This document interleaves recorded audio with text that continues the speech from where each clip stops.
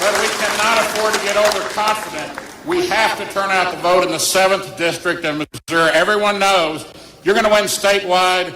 You have to turn out the vote here. We need your help. We need you to work on that with us. When I first went to Washington, I went in with a group of 87 freshman Republicans. We thought we could really get things done. 87. We took the gavel from Nancy Pelosi, handed it over to John Boehner. You're there about 10 days, and you realize you don't have the White House, you don't have the Senate, you don't have hardly anything. We are going to have the White House with Trump and Pence this year.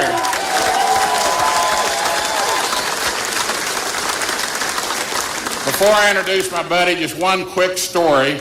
There's an article in the Wall Street Journal today quoting Jeff Rowe, who ran Ted Cruz's campaign. He also ran my campaign. He was my general consultant in 2010. When I got elected, I called people in D.C. to staff up. I had 3 chief of staff candidates fly into Springfield on their own nickel to talk about being my chief of staff. Started talking to legislative directors, legislative assistants. I get a call from Jeff Rowe. What are you doing hiring all this staff? I said, well, what do you mean? He said, well, you don't need a bunch of ledge staff. I said, why? Why not? I said, we want to read the bills. They always sneak stuff in there, hide it. We want to make sure we do a good job. He said, Billy, all you need to do is walk in there on the House floor. Now, this is 6 years ago. Keep this in mind. Walk in there on the House floor, look up on the wall, and see how Mike Pence is voting, and vote like Mike.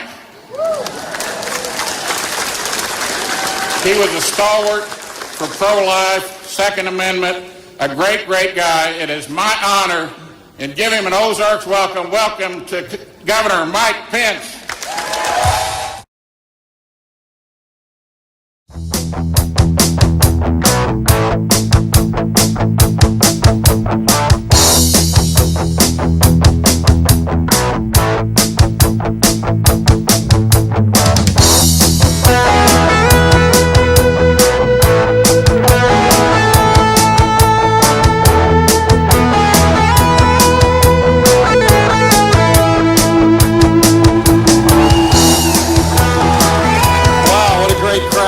So much to my dear friend, Congressman Billy Long, one of the great conservative voices on Capitol Hill. Billy and I have known each other a while. We served for a little bit of time on Capitol Hill, and I can tell you he's a man of integrity, loves his family, loves this country, but he also knows the introduction I prefer is a little bit shorter. I'm a Christian, a conservative, and a Republican in that order. It's just amazing to me that a little more than 6 weeks ago, I accepted my party's nomination, humbly accepted my party's nomination, not just to run, but to serve as the next Vice President of the United States of America. And I want to tell you, I joined this campaign in a heartbeat, because you have nominated a man for president that I have come to know personally. He is a man who loves this country, who believes in a boundless future for the American people. He is a fighter. He is a winner. And until very recently, it seemed like he was out there fighting on his own. But now this movement is coming together. This party is coming together. And we're going to elect Donald Trump as the next president of the United States of America.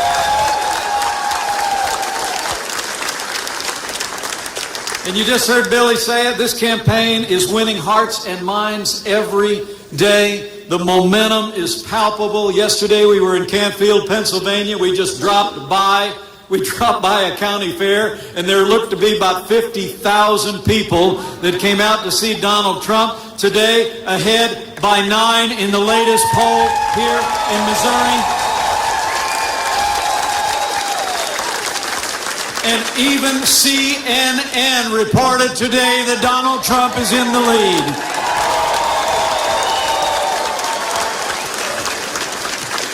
That had to hurt. You know, people ask me all the time, they say, well, what is it about Donald Trump, now that you've gotten to know him a little bit? And I just tell them, I think the appeal of the man is that Donald Trump just gets it, right?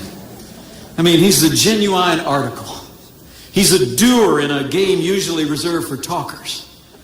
And when Donald Trump does his talking, He doesn't go tiptoeing around those thousands of rules of political correctness that the media lays in the path of men and women who want to make a difference. He tells it like it is, straight from his heart, straight from his mind, and the American people hear him loud and clear.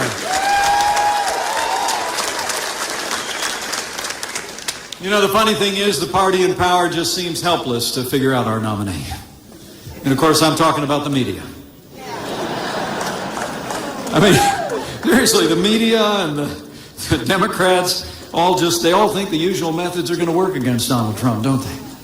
I mean, they spend more time talking about what he said or tweeted in the last 30 minutes than they do talking about what the Clintons have been up to for the last 30 years.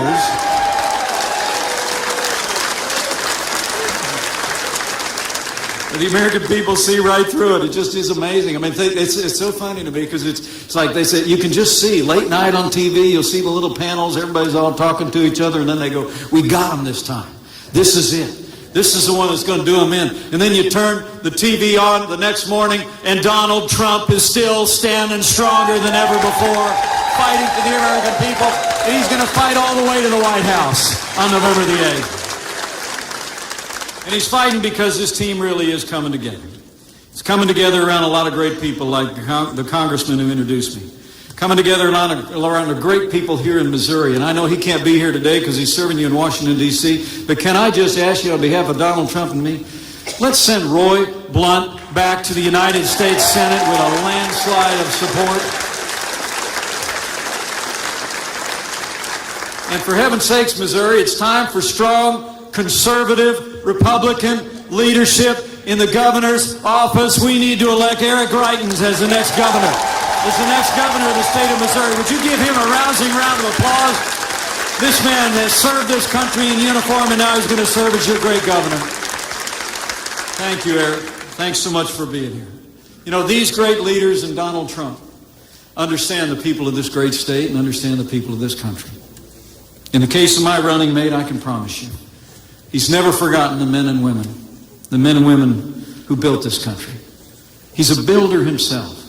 And to be around him in casual conversations, you hear the language of a builder. Someone who has never forgotten the men and women who work with their hands, who build our roads and bridges, who grow our food, who tend to our sick, who teach our kids. And I promise you this, Donald Trump will never forget or fail to stand with the men and women of law enforcement in the United States of America. You know, we got a fair amount of law enforcement personnel with us today. Would you all show these men and women who serve on the thin blue line how much we appreciate them and the sacrifices they and their family make to protect ours?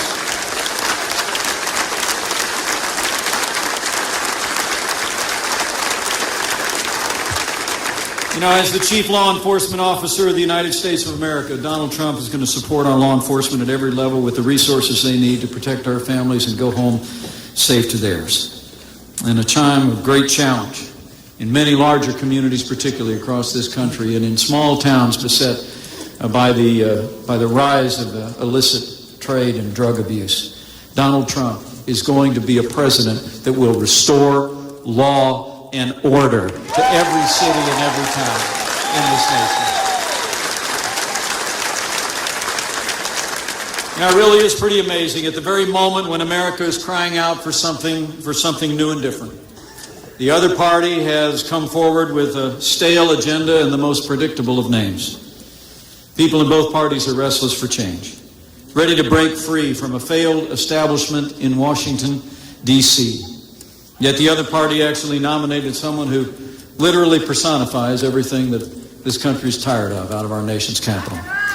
So let's just decide right here and now, in the great state of Missouri, that for all the reasons I will remind you of in the rest of this town hall, let's decide here and now that Hillary Clinton will never be elected president of the United States of America.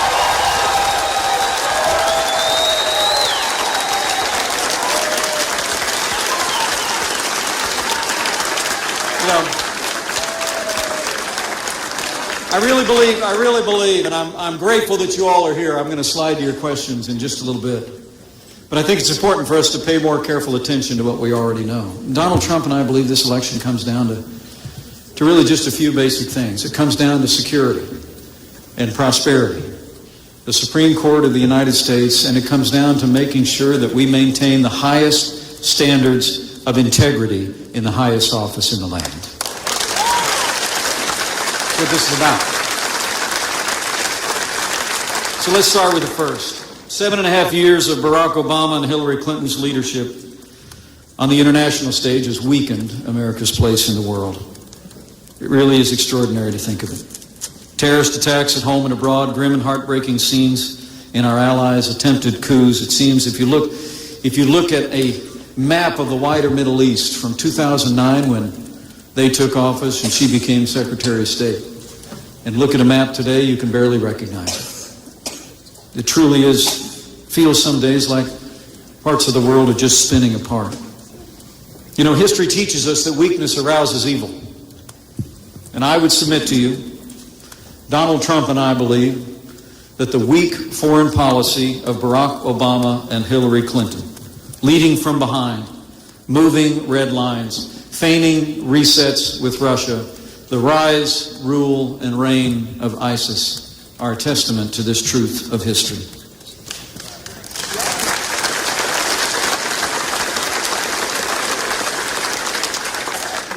You know, I heard that a little bit later today, Hillary Clinton's running mate is going to be making a speech in North Carolina on her record on national security and on foreign affairs.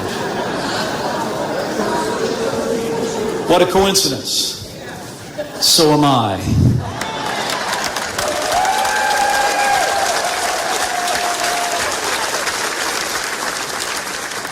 I mean, seriously, folks. It was Hillary Clinton's record on foreign affairs that helped undo all the extraordinary gains that we made in Operation Iraqi Freedom. I remember those challenging days in 2006. I remember a president who decided to surge forces, a president who believed that our troops could secure Iraq. And then the American soldier did.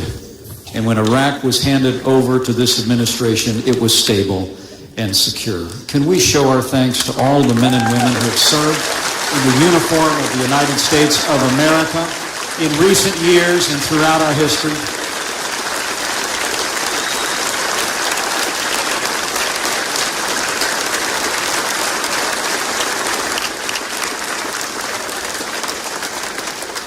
It was Hillary Clinton and Barack Obama who, through their decision to precipitously withdraw troops from Iraq, created the very vacuum in which the appalling terrorist, murderous organization of ISIS was able to rise, virtually conjured up out of the sand, to overrun those hard-fought gains in Operation Iraqi Freedom. It was Hillary Clinton who instigated the president's disastrous agreement with the radical mullahs in Iran that culminated just a few short weeks ago on the day that Iran released 4 American hostages. This administration delivered a pallet with $400 million in cash as a ransom payment for Americans violating years and decades of policy in the United States.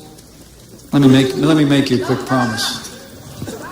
When Donald Trump becomes president of the United States of America, we won't be paying ransom to terrorist sponsoring states or terrorists.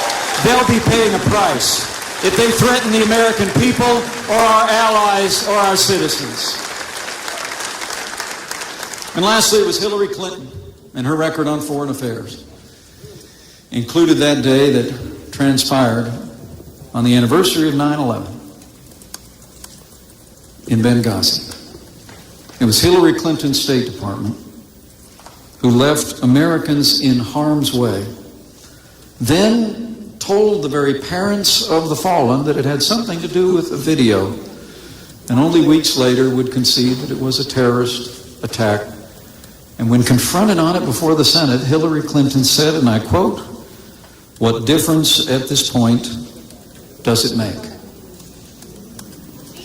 Well, as the proud father of a United States Marine, let me say this from my heart. Anyone who said that, anyone who did that, should be disqualified from ever serving as Commander-in-Chief of the Armed Forces of the United States of America.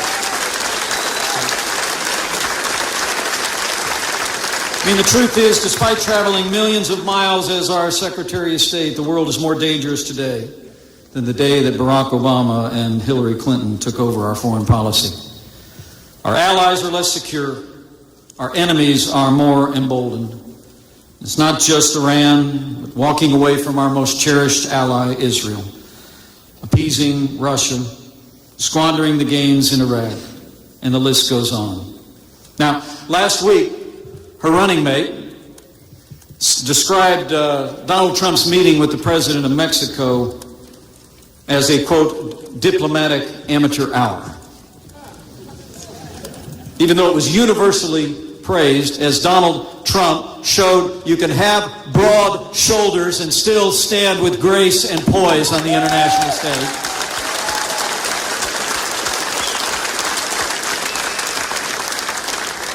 But they called it a diplomatic amateur hour. Well, let me say, the truth is, it's been amateur hour on the world stage for the last 7.5 years, and the American people and our allies and those who defend our freedom know it. Maybe that's why today I'm proud to say 88 retired generals and admirals endorsed Donald Trump as the next commander-in-chief of the United States of America.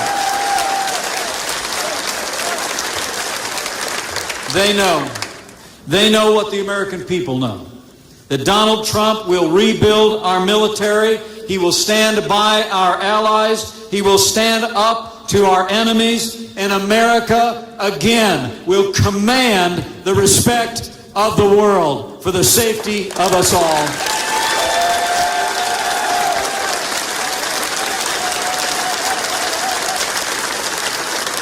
We cannot have 4 more years apologizing to our enemies and abandoning our friends. America needs to be strong for the world to be safe. And Donald Trump will lead on the world stage with strength. Now, the record at home, though, is just as bad. The truth of the matter is that here in Missouri and all over this country, whatever progress we've been able to make since the Great Recession has been made in spite of the policies coming out of Washington, D.C., not because of them. We're in the midst of the weakest economic recovery since the Great Depression. We have the lowest labor participation rate since the 1970s. You know, yesterday Donald Trump and I were traveling across the great state of Ohio and celebrating Labor Day with a lot of good, hard-working Americans, including a lot of great members of labor unions there in the state of Ohio. And it was really just incredible. It's incredible to think the lowest labor participation rate, millions of Americans on the sidelines no longer looking for work. It doesn't show up in the unemployment numbers because the unemployment rate only shows unemployment among people that are actively seeking work. And probably most heartbreaking of all, there are nearly 7 million more Americans living in poverty today than the day that Barack Obama became president of the United States. Hillary Clinton's answer to all of that? It's more of the same. More taxes, more spending, more Obamacare, more of the same war on coal and energy that's been waged by this administration from day one. Hillary Clinton's calling for more than $1 trillion in tax increases and more than $1 trillion in new spending at a time that America's inching ever closer to $20 trillion in debt that we're going to put on the shoulders of our children and our grandchildren. When she was asked the other day how she was going to pay for all these new big government programs, she said this, quote, "I'll tell you how we're going to pay for it. We're going to go where the money is. We're going after the super wealthy. We're going after the corporations. We're going after Wall Street." Close quote. Well, she certainly knows where all those things are.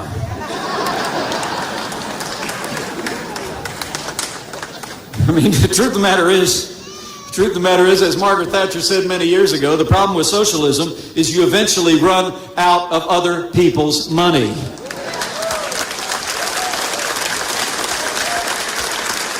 You know, the truth is, you hear those rosy speeches and you hear them up on the platform talking about how things are good in America, and people here in Missouri and people across this country know a little bit different. They tell us this economy is the best that we can do. But we know better. It's nowhere near the best that we can do. It's just the best they can do. And when Donald Trump becomes President of the United States of America, we're going to unleash the boundless energy of the American economy and put Americans back to work. Donald Trump has a plan. Donald Trump has a plan to reignite the American economy through tax reform, rolling back red tape, trade reform, and energy reform. Cutting taxes across the board for people in Missouri, lowering taxes for working families, small businesses, and family farms, ending death taxes once and for all, and we're going to lower business taxes in this country so that companies in Missouri can create jobs in Missouri and keep them in the United States of America.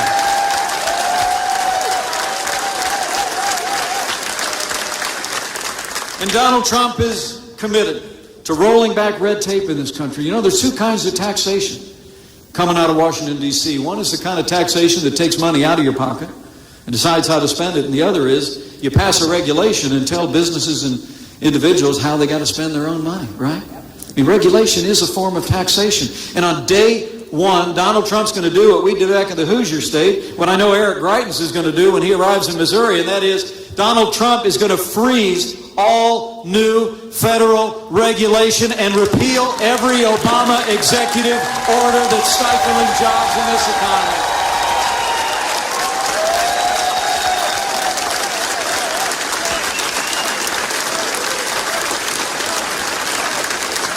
And I'll tell you what, when Donald Trump becomes negotiator-in-chief, that term's not in the Constitution.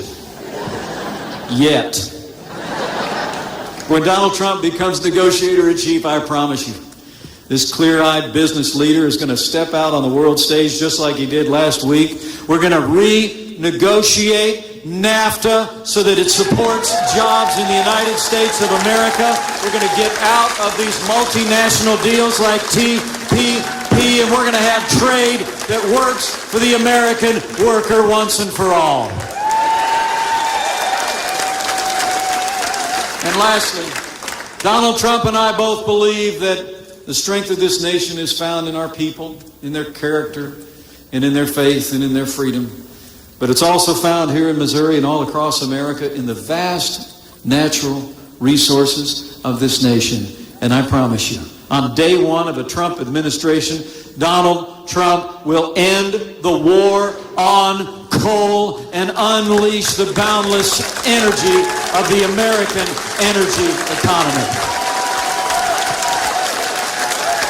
Now, a lot of economists think that's going to make a real difference. There are economists out there that see that the ideas that were last put into effect back in the early 1980s and caused the longest peacetime expansion since World War II are going to do that again. But Hillary Clinton actually said she thought that optimistic projections about the economy were, quote, wildly unrealistic.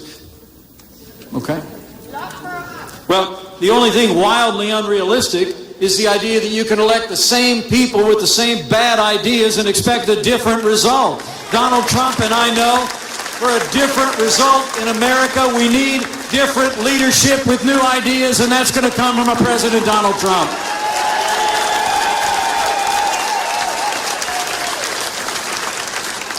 And two more things before I get to your questions, and I'm anxious to hear what's on your mind. First and foremost, I figured that was. First and foremost, you know, we're electing a president for the next 4 years on November the 8th, but that president is probably going to set the course and direction of the Supreme Court of the United States for the next 40 years. And it's something we need to think about. The truth of the matter is, elect Hillary Clinton, and you better get used to being subject to more unelected judges using unaccountable power to make unconstitutional decisions. Legislating from the bench, which is the model of the liberal jurist in the Supreme Court and all across our federal judiciary today. So I want to say to each one of you, as you leave here today and talk to neighbors and friends in the days that remain, I think 62 days between now and Election Day, remind them of this. If you care about our Constitution, limited government, the rule of law, the sanctity of life, the Second Amendment to the Constitution of the United States. You care about all the God-given liberties that are enshrined in the founding documents of the United States of America, then we must decide here and now in Missouri that the next president making appointments to the Supreme Court of the United States is President Donald Trump.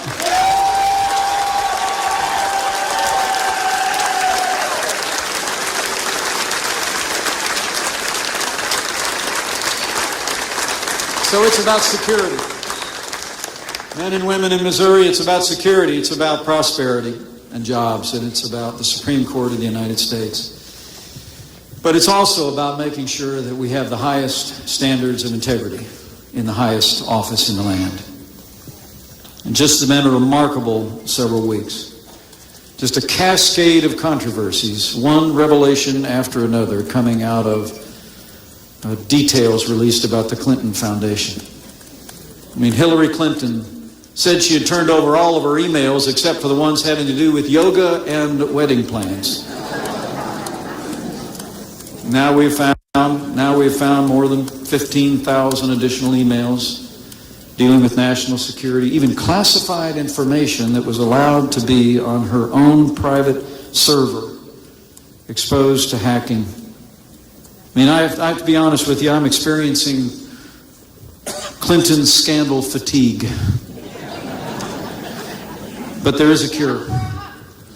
There is a cure for Clinton scandal fatigue, and that is electing Donald Trump as the next president of the United States of America.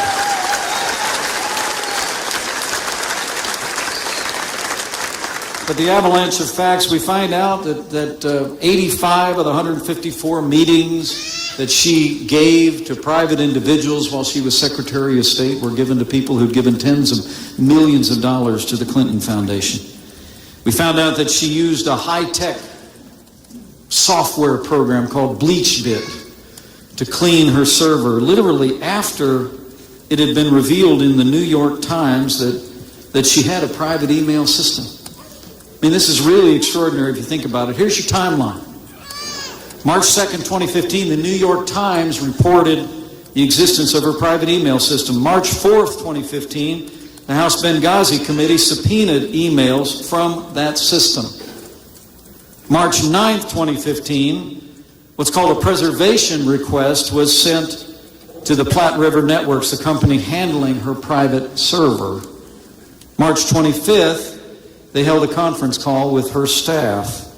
And sometime between March 25th and March 31st of 2015, an employee of that company wiped her email server with that high-tech BleachBit program, deleting all of her emails. It is extraordinary to think about it, men and women. You know, it was a long time ago when I was still a boy that I remember a president who deleted 18 and a half minutes of tape. It was held accountable for that. And now Hillary Clinton deleted almost 18,000 emails. That doesn't look like politics, folks. That looks like obstruction. And the American people are sick of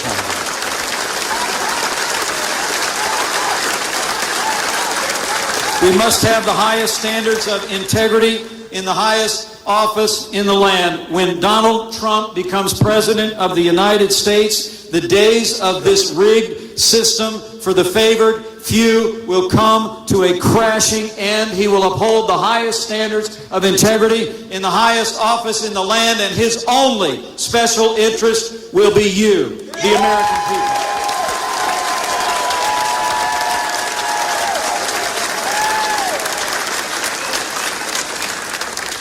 You know, let me close with just a quick thought.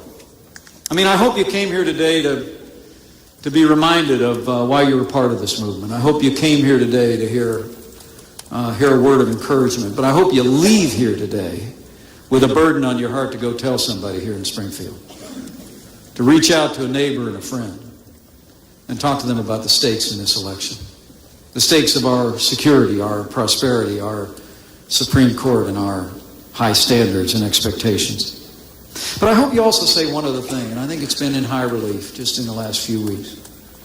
And that is, I hope you'll communicate to people not just the choice in this election, which couldn't be more dramatic.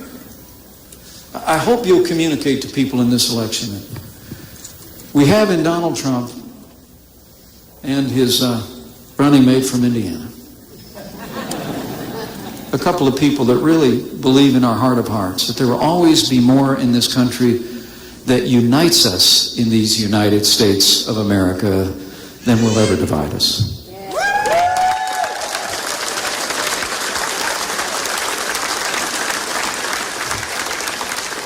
And when you hear Donald Trump speak passionately about his vision for this country, we both come by it honestly. We both have literally, in our families, in just 2 short generations, we've seen the American dream unfold in unique and in different ways, but it's been the American dream. I mean, both of our grandfathers immigrated to this country.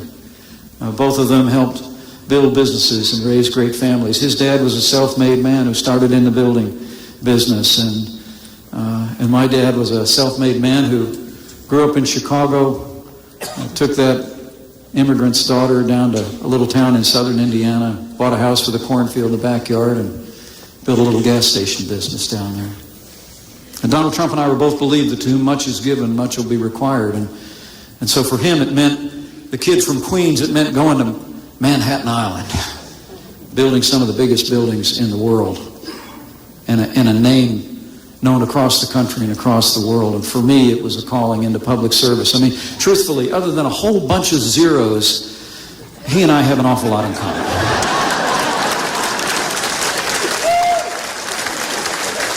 I mean, a whole bunch. But we both lived the American dream. We really did. We were blessed to be raised in great families. We were blessed to have a foundation of faith in our life, and blessed to believe very simply that anybody can be anybody in this country.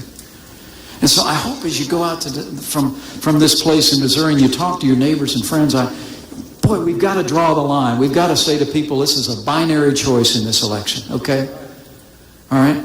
We got to say to people, you're either going to choose a leader who's going to take America back to strength at home and abroad, uphold our Constitution, uphold the rule of law, and uphold the highest standards, or we're going to have more of the same failed policies that have weakened America's place in the world, stifled our economy, and walked away from our constitutional traditions and our standards. We've got to lay that choice out, but I hope we also say that when you see it on that hat, make America great again.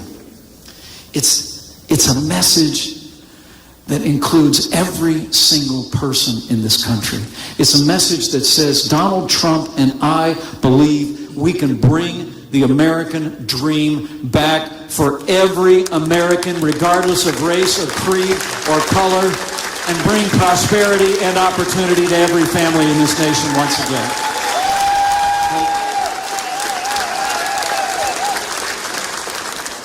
So the choice cannot be more clear. So I prepare to run to your questions here. We can elect someone who literally personifies a failed establishment in Washington, D.C., or we can elect a leader who will fight for the American people to make America great again. Here's your choice, in case you're taking notes.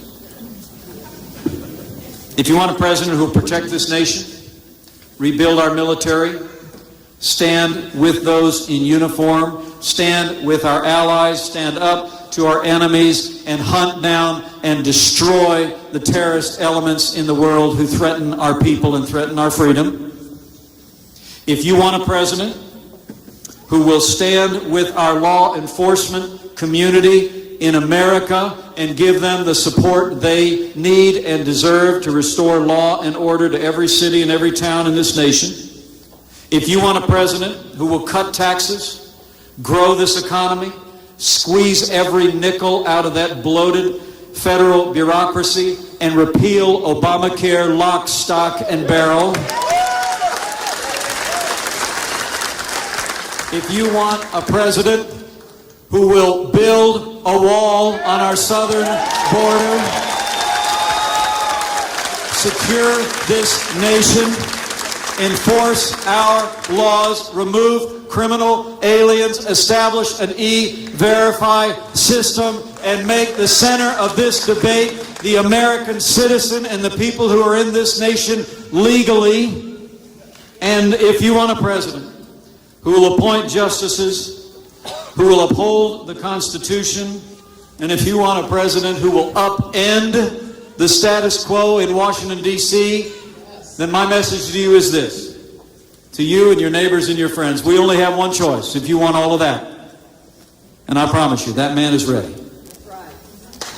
This team is ready. This movement is ready. Let's go make sure Missouri is ready, and we will elect Donald Trump as the 45th President of the United States of America. And with his leadership, we will make America great again.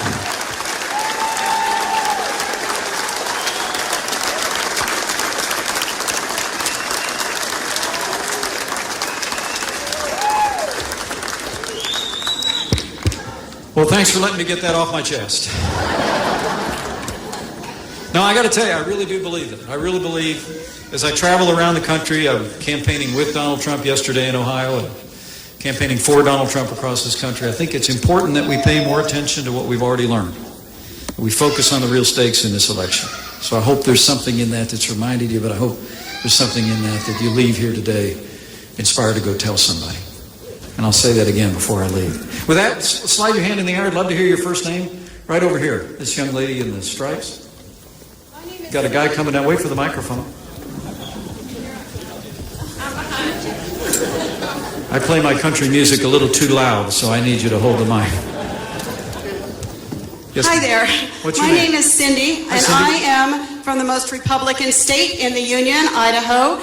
And because we know that Idaho belongs to President Donald Trump and Vice President Mike Pence, my husband and I have come out here for 8 weeks to work for your election.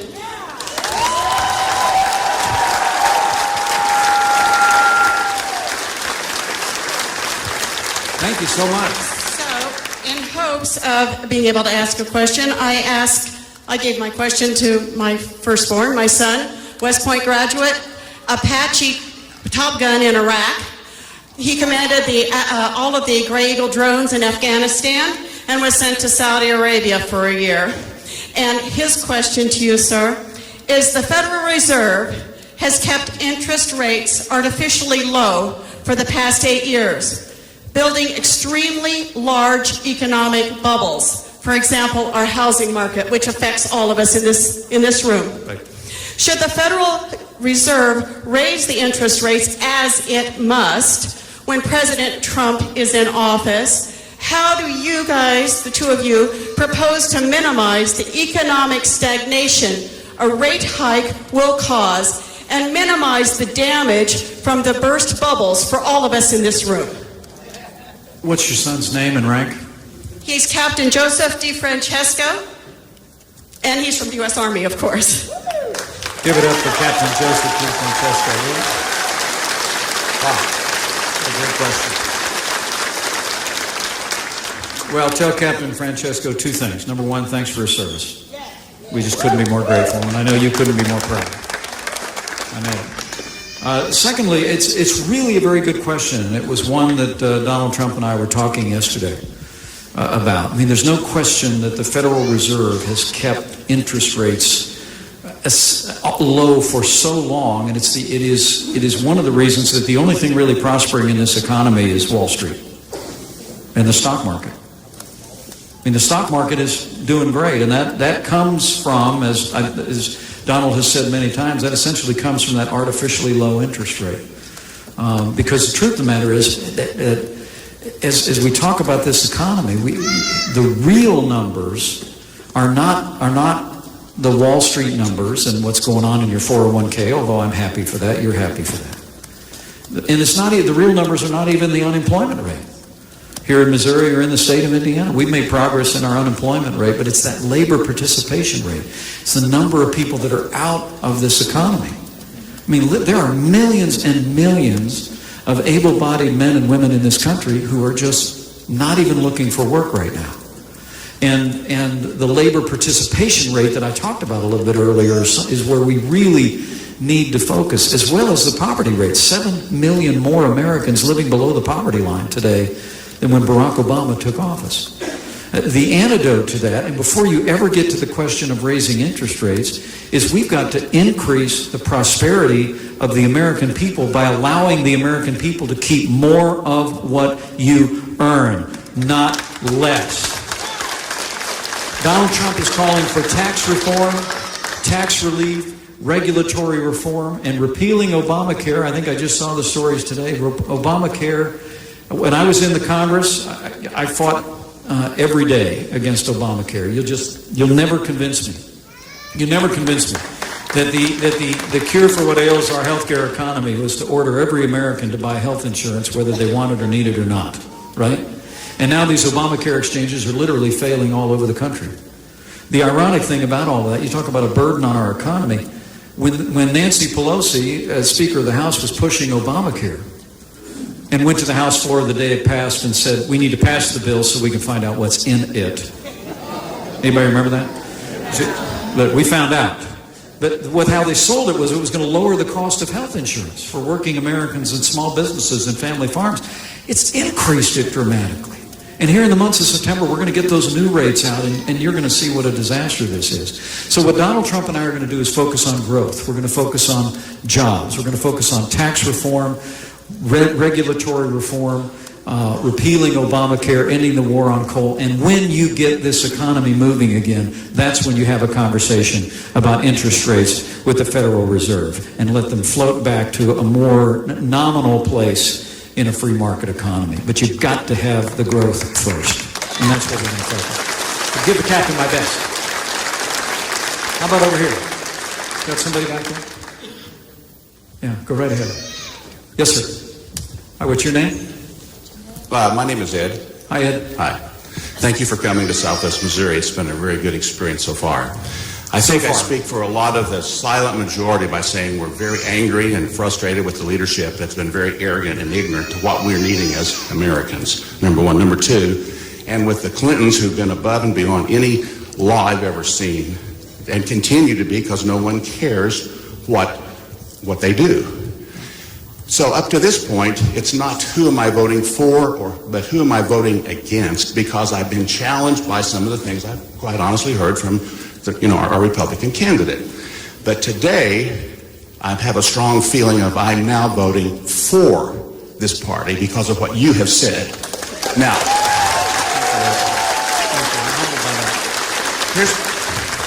here's my question. Yes, sir. Can you promise us, as much as possible, that you have this gentleman's ear and attention to help him present himself in a light to where we can respect and honor and move forward for a president as opposed to against the Clintons? Thank you. Ed, thank you very much. Thank you for your kindness and your candor. What I would tell you is, number one, the American people do care about what's going on the other side. It may not make it into the nightly network news till about 15 minutes after, but the American people expect the highest standards of integrity in the highest office in the land, and this movement is going to see through that. I believe it with all my heart. The American people are paying attention. And what I would just tell you is everything you heard from me, those are the positions that Donald Trump has articulated to me and with me. I mean, I think I said it at the Republican National Convention. Donald Trump he's bigger than life. He's known all over the world. He's a charismatic figure, so obviously they wanted to balance the ticket. Right? Less zeros, less charm. But I want to tell you that we both, one of the reasons we've become such good friends in such a short period of time is because we really share a common vision and common goals for this country.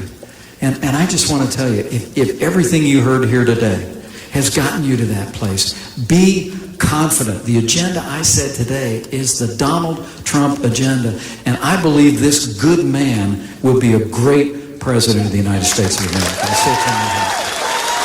Say that from my heart. Thank you for the question.